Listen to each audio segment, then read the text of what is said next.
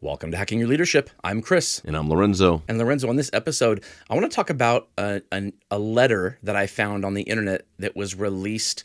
Somebody in an organization released this letter that was sent to every employee from the CEO. And it's a fairly large organization, and we'll keep it nameless because we're trying to make this less about the organization and more about this process and what good leadership looks like versus when things should change a little bit.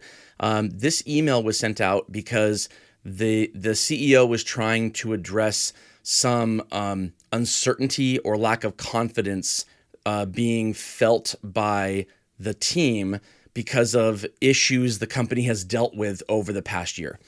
And sometimes when that happens, when employees are facing uncertainty or they're feeling it, or you look at engagement survey results and there are common themes or threads that people are saying around lack of confidence in the future, or questioning specific moves that the organization has made overall, that a lot of times you do need to address those things, and it's a good thing when an organization decides to do that.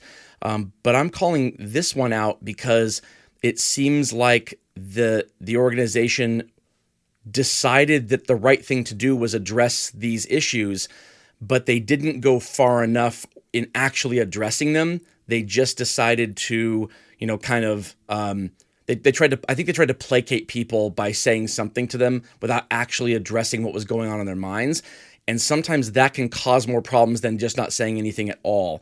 So I want to go through some of these things that I'm seeing in this email and maybe how they could have been better. Because if you're a leader and you're thinking about what you're going to say to your teams on something, even an individual person one-on-one or your entire team, whether it's through email or in person or on a video call or a Slack channel, whatever it is, the intentionality of the things that you say matters, and the words matter, and how you decide to address the issues that you are trying to solve, it matters, and you don't want to cause more damage. You want to kind of move things in the right direction. Yeah, I think you're spot on with that. And I was thinking the same thing, is like, if you scale this down and you're trying to address something that's going on, or that everybody is aware of, or a decision that was made that maybe is having a potential negative impact to the feelings of the team or the business itself or customer traffic and demand.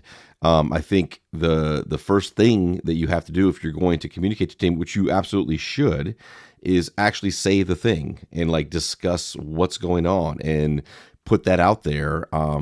Because I think that sharing what's happening and making sure that people understand that you understand exactly what we're talking about, or exactly how the team is feeling, or what you're hearing, or exactly that this decision potentially that was made has been a really tough decision, and it's something that maybe we're learning from, and now we're feeling the impacts of. And it doesn't mean that the decision will change, but we need to talk about the impact that the decision is having. And I think that that's such a critical part of communicating, especially in those times, in the times when there is uncertainty, in the times when there is maybe massive change going on, in the times where there is, potentially restructuring or a pivot on the business, or sometimes, companies sell parts of the business, or they sell the business to another larger company. Like, all these types of things that can happen can cause a lot of uncertainty because things are now different.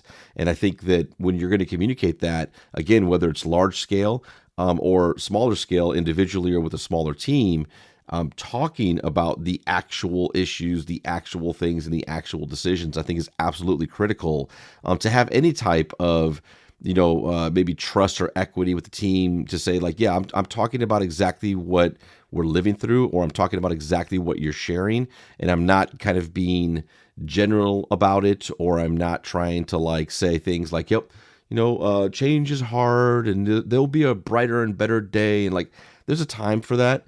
But I think if you get a sense that your team is struggling to understand, or they're having a large reaction to it, that time is not that time. That time is a different time. Right now, it's about talking about the actual issue, being clear about where you stand, and maybe why the decision was made, and allowing space to discuss, the process that people are feeling through the change curve. Yeah, I think that's spot on. I think there are a couple of sentiments that people can pull from this that are probably not what the leadership team that sent this out, probably not what they wanted. Okay, so the first is that there is no ownership of the issues from a leadership team. No one directly says in the email that we did this, which caused this, we own this. The email makes it seem like the company or the leadership team is almost a victim in this also, or that they're a passenger in the car as opposed to driving the car. And while that might in the moment, it might make somebody say, kind of the knee-jerk reaction might be, oh, so they didn't cause this. This is something happening to them. That might very briefly cause employees to not blame the organization. But every time that happens, the not blaming the organization because these things are just happening to them, the collateral damage that comes with that is not having confidence in your own leadership team that they are driving the car. And if you're working for an organization and you're a passenger in the car, and then you look over and you realize, oh, wait a minute, the person who is at the podium every day saying we've got this, we're going forward, and you look over and you realize that their steering wheel and their pedals are fake and they're just sitting next to you, that lack of confidence is not worth the whatever lift you might get in trying to convince people that it wasn't your fault as a leader that something happened. You've given away all of your authority because you're trying to not have the responsibility. And so that's the first thing. The second thing is that they correctly address the problem right at the beginning, that silence from the leadership team is creating uncertainty. So great, address it. That's good. But in the next paragraph, they create more uncertainty by not kind of articulating what a solution to the problem is. Instead, they go right on to, vague reassurances and, quoting the company values. And it's this kind of nothing burger email that says, that tries to lean heavily on things that are vague and values driven, but it's in the face of decisions that actually fly in the face of what those values are. And by calling out those values, it kind of allows employees to see them in the context of those decisions, and it gives less credibility to those values to begin with. It's the elephant in the room scenario, right? So if we look at what's underlying the elephant in the room scenario, where that saying comes from, is if I come into my team and I say, hey, we've had some issues. The furniture is destroyed and we need to replace it or fix it. There is, animal feces all over the floor and we need to get that cleaned up. And there's some real issues here, but I think if we all work together, we can get this furniture rebuilt and we can get this, the carpet cleaned again. But I never even mentioned that there is a big elephant sitting behind me in the room to begin with. People are looking at me, but they're looking right past me at the elephant going, why is he talking about the elephant? Or why aren't we getting rid of the elephant before we start doing this stuff? Because it'll just happen again unless we get rid of the elephant. So that's where that old saying comes from, is not addressing the elephant in the room. That's exactly what is happening in emails like this, where you want to reassure a person that the effects of the elephant are not too much to get past, without actually acknowledging that the elephant was there to begin with, because you don't want to be blamed for the elephant. And you can't get both. You either need to say nothing, or you need to address it with candor and with transparency and with taking responsibility and knowing let the chips fall where they may. And some people may blame you short term for the decisions that you made, but the longer term fallout will be far less if people believe that those at the company leadership team, they're the actual ones driving the vehicle. Yeah, it's kind of like walking into the team and saying, I know I've been quiet about this, but I'm talking now. Right? Yes. Versus, I know that I've been quiet about this. Let me tell you why. Right? That's a huge one. Yes. Yeah, like that. That's the big difference there. Is kind of like, if you're going to then use your platform to speak up and talk about it and share it, you also then owe a team the reason it's taken this long or why you haven't said anything. And that's going to be sometimes really hard to do, because to your point, like having to admit, maybe that a decision was made that has not had the impact that we thought it would have.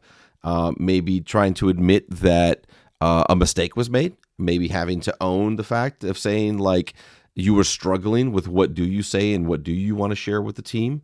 Like that, that part of explaining requires also why, in this scenario, why it took so long to say something. And it's okay to say, I made this decision. This is a decision that is not changing. There are a lot of factors into why this decision had to be made. And here are a couple of them, right? And while at the core of a decision like this, it might not even align with what's I think or what I believe is the right thing to do or the thing that we should have done, it is something that we have to do. Yeah. You know what I mean? Like it's, as a leader, it's okay to also do that. I think that's a major part of it. I was having a conversation a couple of weeks ago around change and uncertainty. And, somebody asked me a question. They're like, well, what happens if the leader is uncertain? What happens if the leader is like, well, I don't know what's going to happen to me in this scenario. And I was like, then you say that out loud, right? I think it's important for a team to see their leader also say, I also understand how you feel because I feel the same way.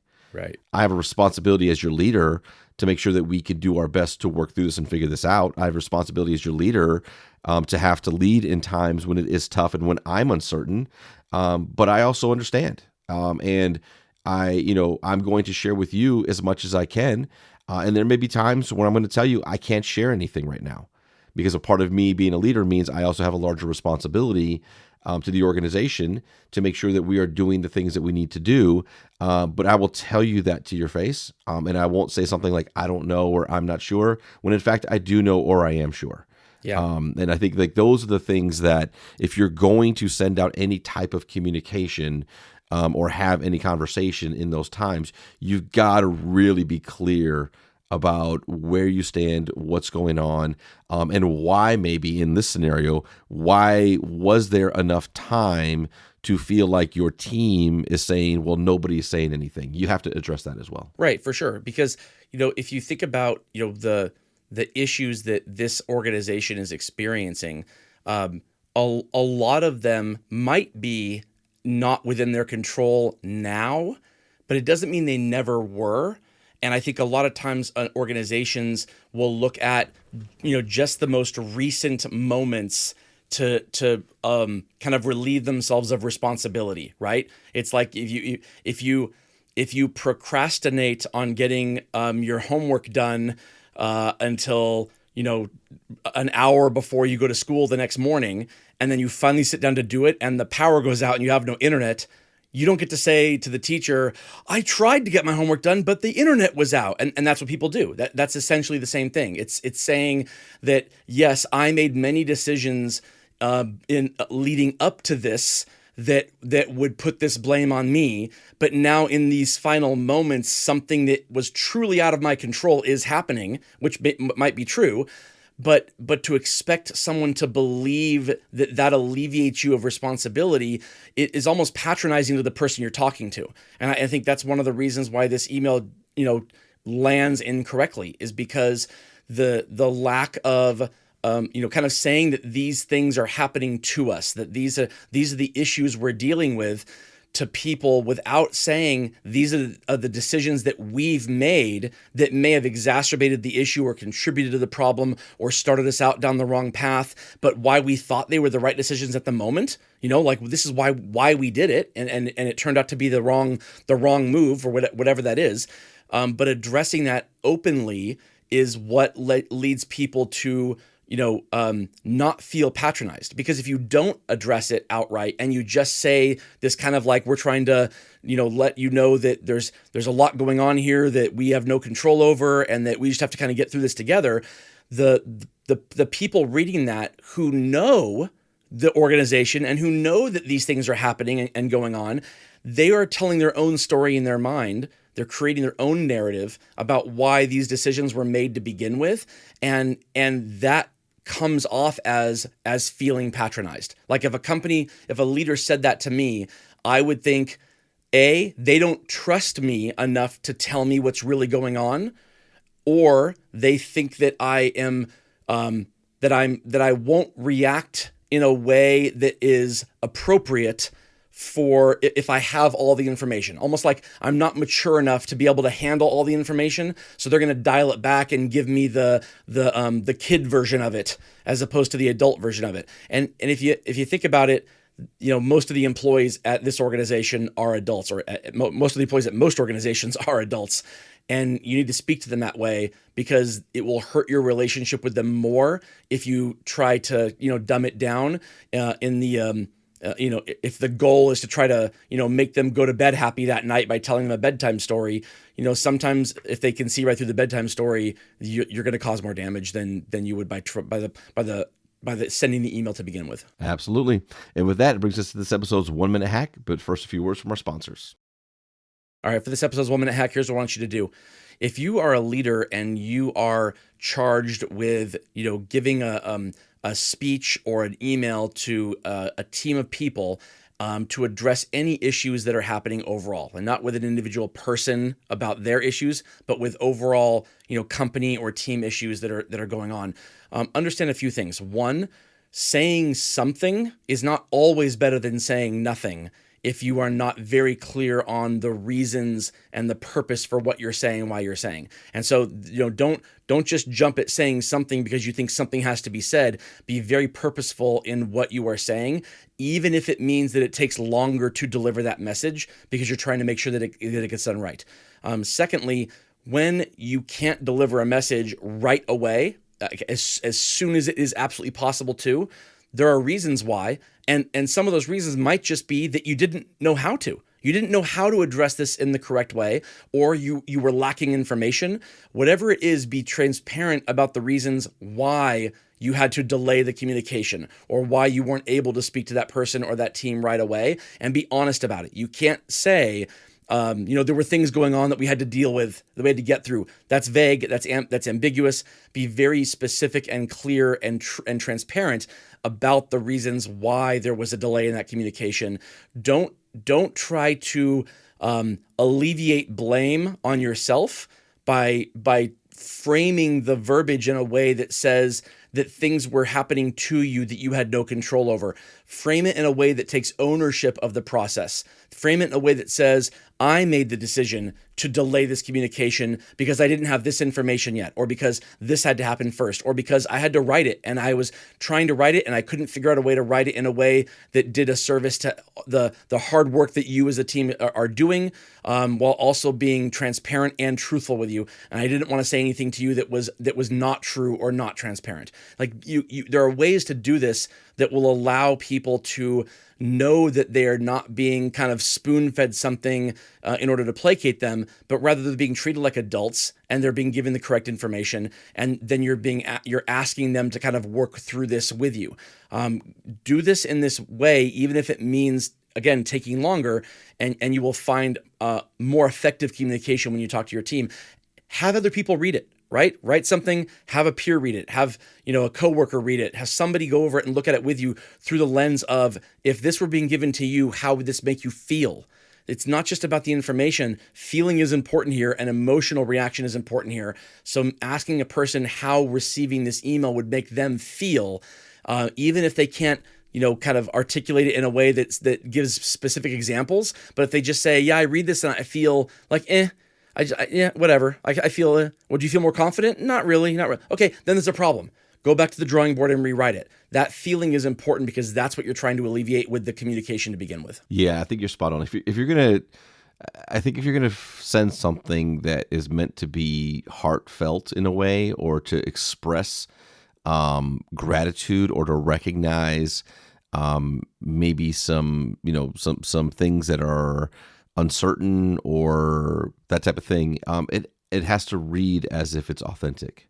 And I think that, many times, I think that the same person, let's just say in the scenario, the same person who was behind this communication, And at, higher levels of larger organizations, you're always going to have people that are going to either help to write something like that, or approve something like that, or make sure, like that's going to happen, right? But I believe that the same person that was behind an email like this, if given the chance to go in front of a team in like a town hall or talk about it, I think the message could be very, very different. Yeah. Because I think it would be less protected is in regards to like what is shared and how you want to share things in writing. And I think it would be more authentic to how that person feels about the moment and what's going on. And I think that, to your point, that has a big part of it when it comes across as authentic and connected and relevant and real to what's actually going on.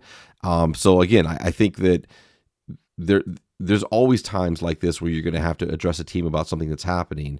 But your confidence and being clear about why you're sharing and what we're all talking about, and to, earlier, like addressing the actual elephant in the room, I think is absolutely critical if you want something like this from a messaging standpoint to land and be taken seriously. Yeah, you know what?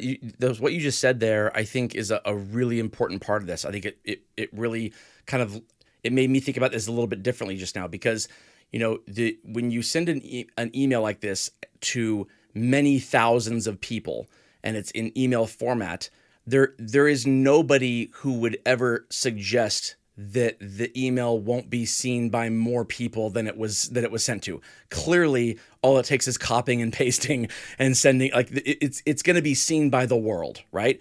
And so if you're writing this email knowing that, then you're writing it from a standpoint of believing that the world is your audience, not just the people who work for your organization.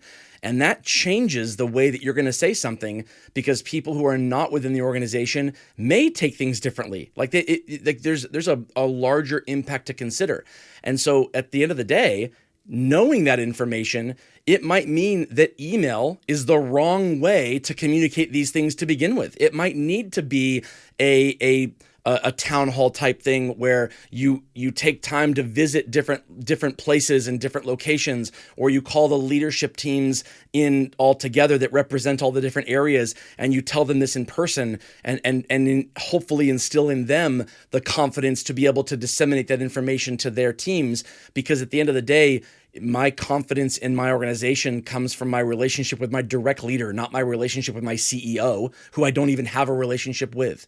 So there's a big difference in that. And so trying to have a relationship with people who you don't actually have a relationship with, it can be problematic to begin with. Instead, put trust in your people to disseminate that information and give the message in a way that allows you to be more transparent and more truthful and more open, because you're not addressing the world at large. You're addressing actually the people this is impacting. Absolutely.